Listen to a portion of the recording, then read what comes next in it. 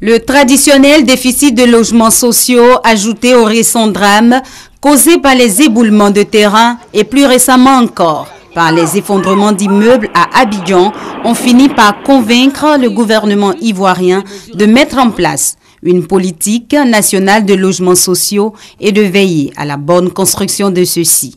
Le Maroc connaissant beaucoup d'avancées dans ce domaine, le gouvernement ivoirien a choisi de se tourner vers ce partenaire disposant d'une expertise avérée en matière de fabrication de matériaux et de construction de logements. C'est ce qui explique la nouvelle dynamique impulsée à la coopération avec le Maroc. En témoigne la récente mission organisée au Maroc par la Chambre d'industrie et de commerce de Côte d'Ivoire en collaboration avec Maroc Export, structure en charge de la promotion des exportations marocaines vers l'Afrique, et la Fédération des industriels des matériaux de construction, FMC. Les sociétés marocaines n'ont jamais manqué de leur part également de faire preuve d'engagement envers leurs homologues ivoiriens. Au fait, la Côte d'Ivoire leur a toujours présenté tous les atouts dont ils auront besoin. La Côte d'Ivoire et le Maroc veulent travailler ensemble pour créer et développer le Made in Africa. Nous avons été invités au Maroc, nous avons visité les entreprises, nous avons eu des séries de travail, et cela a donné naissance à la toute première journée marocaine-ivoirienne à Abidjan en 2012.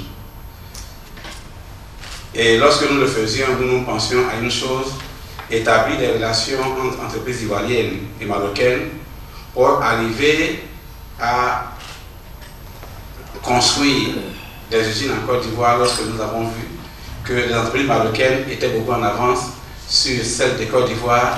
Hormis les logements sociaux dont les besoins s'élèvent à quelques 60 000 logements sur 3 ans, des besoins en matière de centres de santé, de salles de classe et autres ont été présentés par les experts ivoiriens. Le rêve caressé par les Ivoiriens de concrétiser un partenariat gagnant-gagnant avec le Maroc est en passe de devenir réalité.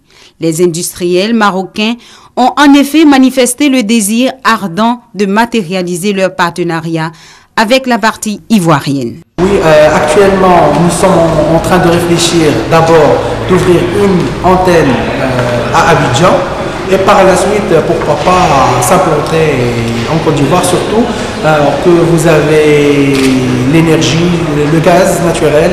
Un autre atout dont pourrait bénéficier la Côte d'Ivoire dans ce partenariat avec le Maroc, c'est la qualité des outils de contrôle des matériaux de construction. Notre rôle, c'est de nous assurer, avant d'abord la mise en œuvre de ces matériaux, de ces produits, de s'assurer qu'ils sont résistants, qu'ils permettent de donner lieu à un bâtiment stable, donc une exploitation optimale. Les garanties présentées par le Maroc en matière de construction n'ont pas laissé indifférente la partie ivoirienne. Il faut que la Côte d'Ivoire ait quelque chose à proposer dans cette coopération. C'est là que, étant arrivé sur le terrain du Maroc, le Bénin souhaite proposer de l'expertise de telle sorte que le Bénin puisse apporter quelque chose au Maroc. Les entreprises de matériaux que nous avons eu à visiter nous montrent effectivement que ce pays regorge de beaucoup de choses, de beaucoup d'expériences sur lesquelles nous pouvons nous appuyer.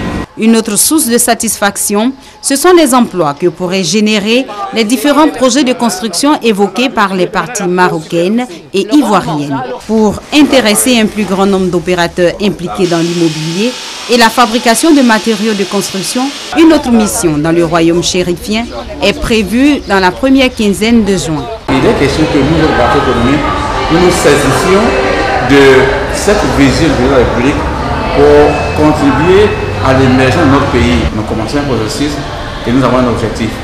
Et il y a la deuxième étape, il y a la troisième, il y a la quatrième.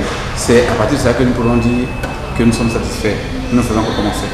La mission de prospection dans le royaume chérifien, qui s'est tenue du 3 au 7 mai 2015, a vu la participation des experts des ministères de l'Éducation, de la Construction, du Bureau national d'études techniques et de développement, BNET, toujours fidèles aux principes de solidarité et de partenariat qui animent leur coopération. La Côte d'Ivoire et le Maroc veulent une fois de plus booster leurs relations à travers des projets immobiliers qu'ils comptent d'ailleurs mener dans un partenariat gagnant-gagnant. Oui,